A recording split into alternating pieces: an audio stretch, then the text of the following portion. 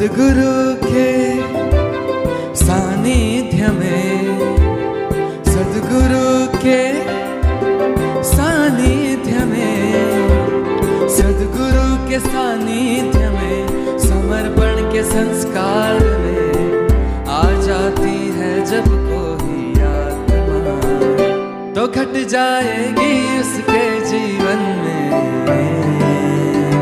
अनुभूतियाँ।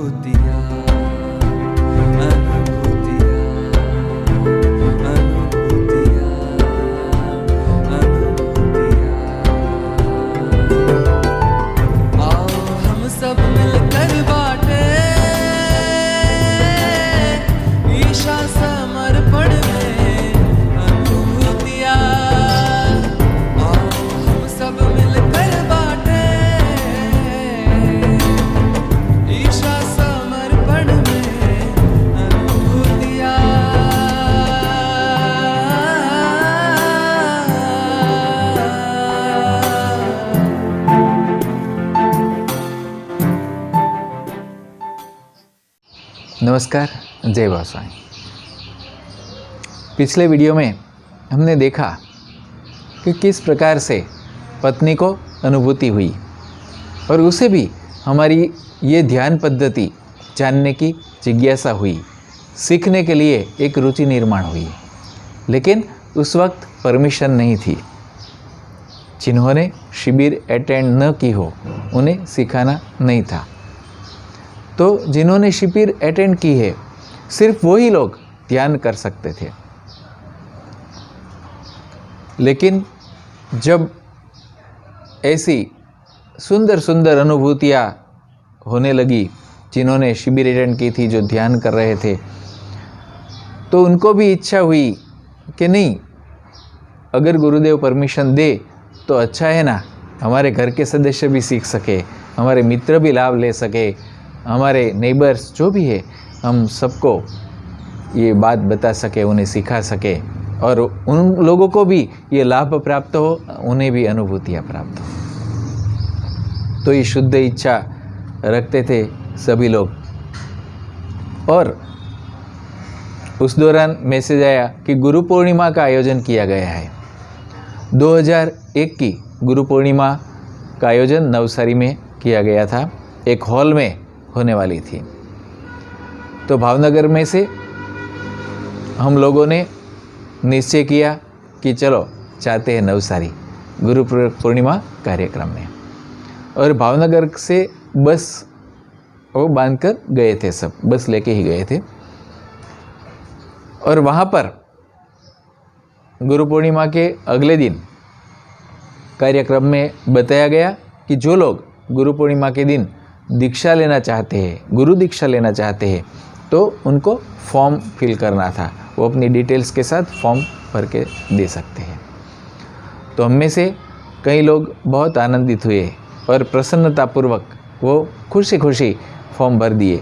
लेकिन कुछ हमारे जो मित्र थे वो भी तर्क कर रहे थे कि ये गुरु दीक्षा क्या है, लेनी चाहिए या नहीं, ले या नहीं, अभी नहीं लेना है ऐसा। तो उन लोगों को हमने समझाया, उन मित्रों को समझाया कि जीवंत गुरु का क्या महत्व है, जीवंत गुरु से दीक्षा लेना का क्या महत्व है, उनके साथ कैसे जुड़ते हैं, और वो सब कुछ बताया। और उन लोगों को भी दीक्षा लेने के लिए प्रेरित किया, और उन लोगों ने भी अपने वो जो फॉर्म थे वो फिल किए, और हम सब लोगों ने गुरु पूर्णिमा के अवसर पर दीक्षा ली। उसके साथ गुरुदेव ने भी बताया कि कई लोगों की इच्छा है, शुद्ध इच्छा है कि ध्यान पद्धति सीखे, लेकिन उन लोगों ने शिविर अटेंड नहीं की है। तो उन लोगों की शुद्ध इच्छा है कि कुछ तो रास्ता निकले कि हम लोग भी ध्यान कर सके। तो हम सब लोग के मन में भी यही था कि हम लोग के किसी न किसी परिवारजन तो ध्यान करना चाहता था हमारे साथ। उन्होंने जो बदलाव देखा था हम में,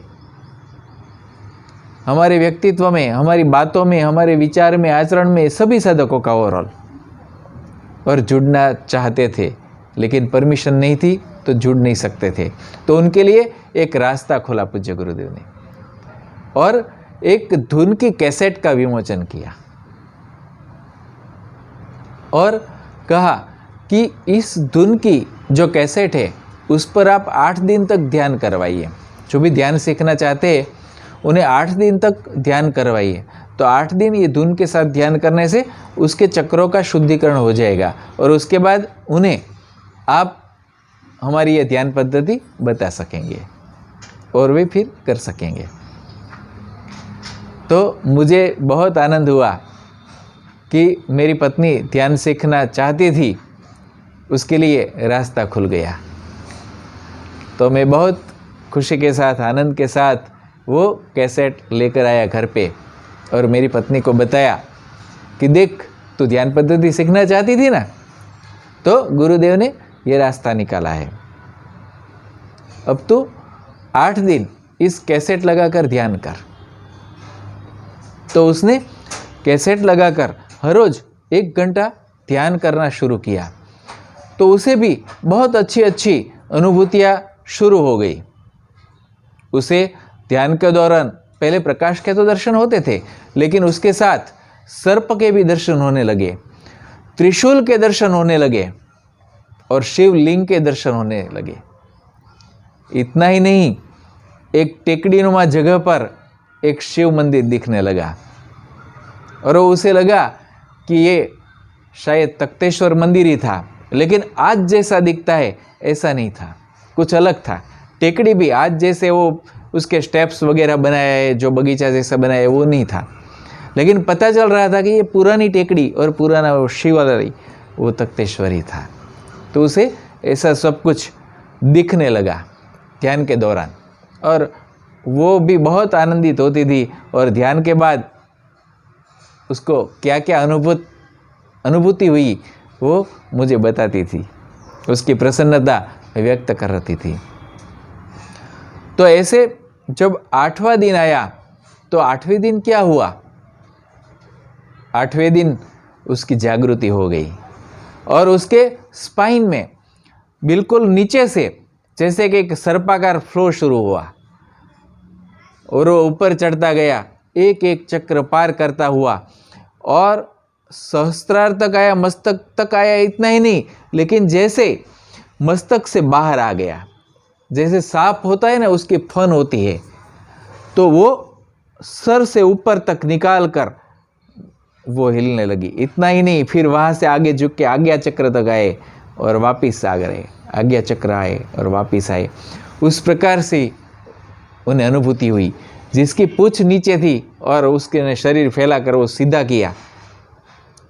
तो जैसे शास्त्रों में वर्णन है ना कि कुंडलिनी शक्ति 3.5 आटे लगा के वो मूलाधार के पास कंध स्थान में रहती है और जब जागृत होती है तो सीधी हो जाती है, सर्पाकार एक एक चक्र पार करके सहस्त्रार तक पहुंचती है। तो पूरी अनुभूति पत्नी को हुई। और आश्चर्य की बात यह है कि ये कंसेप्ट उसे तो पता ही नहीं था। उसने तो कुंडलिनी योग के बारे में पढ़ा भी नहीं था। ये चक्रों, कुंडलिनी जागृति, उससे कुछ भी नहीं जानती थी। वो उसने पढ़ा ही नहीं था वो सब अध्ययन। फिर भी उसे डायरेक्ट वो अनुभूति हुई। और जब उसने मुझे बताया तो मुझे बहुत आनंद हुआ कि अरे ये तो सिर्फ स्वामी जी ने जो सीडी दी है, कैसेट दी है, उसकी धुन पर ध्यान करने से तेरी जागृति हो गई। बहुत बड़ी बात हो गई। और ये जागृति की प्रक्रिया वैसे जो शास्त्रों में किताबों में जो उल्लेख है वो तो बहुत कठिन साधना के बाद प्राप्त होती है, लेकिन सिर्फ 8 दिन इस धुन की कैसेट पर ध्यान करने से उसकी पूरी जागृति हो गई। और बिल्कुल शास्त्रों के वर्णन से मिलता था, जो कि उसने पढ़े ही नहीं थे। तो वो मन का धोखा भी नहीं था, उसके लिए पहली अनुभूति थी जो सोचा भी नहीं था इस तरह की।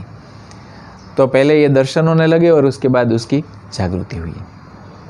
तो उसके बाद मैंने पूज्य स्वामी जी ने जो ध्यान पद्धति सिखाई थी उस समय वो बताई कि किस किस तरह से कहाँ कहाँ पर हाथ रखना है और किस वक्त कहाँ पर हाथ रख के कौन सी प्रार्थना करनी है।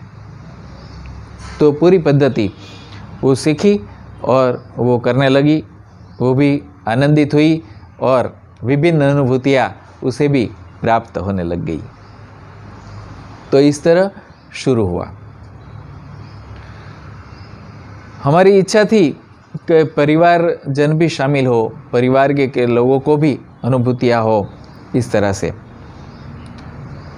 एक बार ऐसा हुआ उन दिनों में, कुछ दिनों बाद, उसके बाद तो बगैर धुन के वो जो हमारी ध्यान पद्धति थी उसे वो साधना करने लगी थी।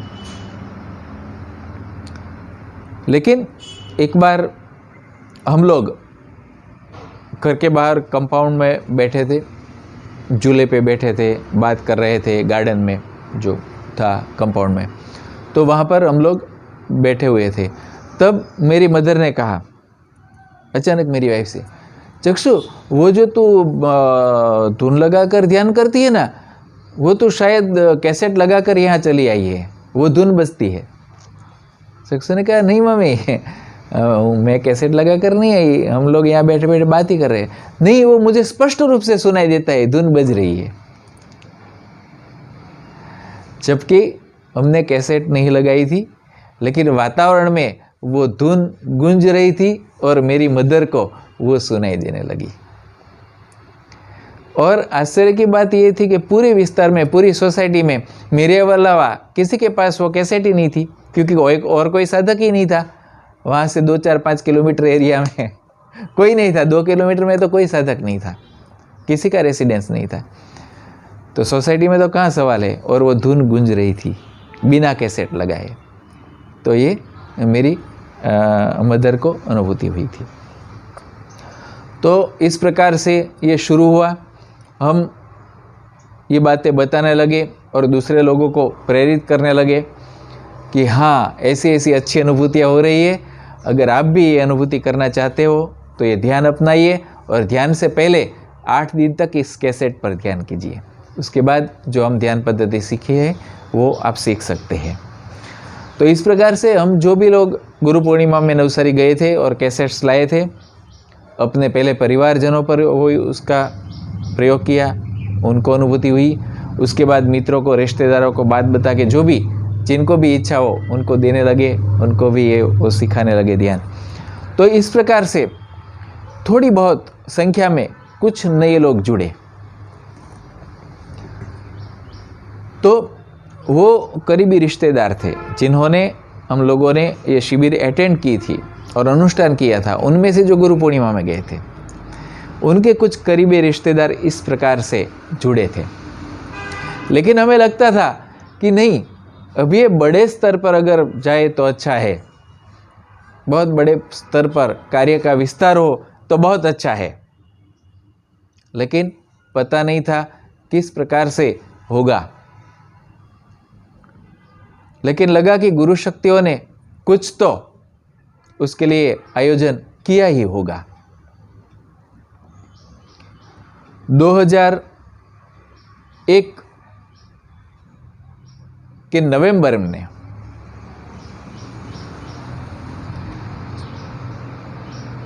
8 नवंबर 2001 हम लोग बम्बई गए थे। वहाँ पर एक दिन के लिए बोरीवली में, मेरे ख्याल से बोरीवली में चैतन्य महोत्सव का आयोजन किया गया था, जो कि चैतन्य के प्रागट्य के दिन के रूप में मनाना शुरू किया जा रहा था। तो भावनगर से हम 4 साधक वहाँ पर गए थे बम्बई। और उसके 1 महीने बाद प्रचारक शिविर का आयोजन किया गया था सापुतारा में। तो पूरे गुजरात में जहाँ पर भी ध्यान सेंटर्स चल रहे थे, वहाँ पर मैसेज दिया गया कि आप जो भी लोग प्रचारक शिविर में जाना चाहते हैं, कृपया आप आवेदन फॉर्म भेजिएगा। तो पूरे गुजरात में से इसमें जो इच्छुक थे उन लोगों ने फॉर्म भेजे थे। भावनगर में से भी हमने भेजे थे। और उसमें से कुछ फॉर्म्स सिलेक्ट किए गए पूज्य स्वामी जी के द्वारा। कुछ फॉर्म्स के द्वारा कुछ व्यक्तियों की पसंदगी की गई प्रचारक शिविर में आने के लिए पूज्य गुरुदेव के द्वारा।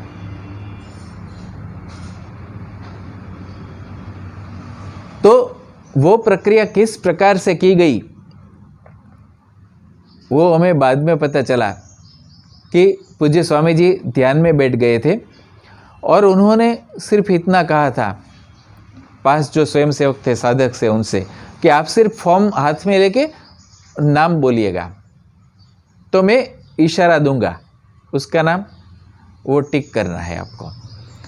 तो वो जो फॉर्म रखे गए तो वाइब्रेशंस के आधार पर पूज्य स्वामी जी ने उनमें से सिलेक्ट किए थे ध्यान में ही बैठ के, और फिर 20-22 लोगों की पसंदगी की थी गुरुदेव ने और वहाँ पर सापुतारा बुलाया था। तो उनमें से हम लोग भावनगर से भी सिलेक्ट हुए थे, कुछ नवसारी से, कुछ भावनगर से, कुछ कोडेनार से, कुछ बड़ौदा से, इस प्रकार से, और एक कुछ बिलीमोरा से या अमलसाड़ से, इस प्रकार से थे।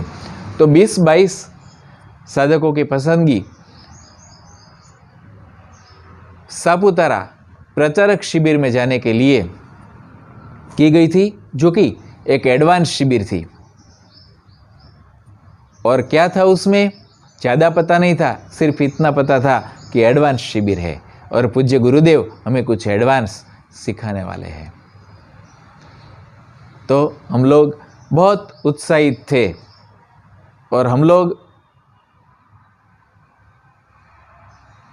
6 तारीख को ही सापुतारा पहुंच गए, क्योंकि 7, 8, 9 दिसंबर 3 दिन सापुतारा में शिविर थी। तो अभी हमारा समय हो रहा है, तो आगे की बात नेक्स्ट वीडियो में करेंगे। तब तक के लिए नमस्कार, जय वसाई।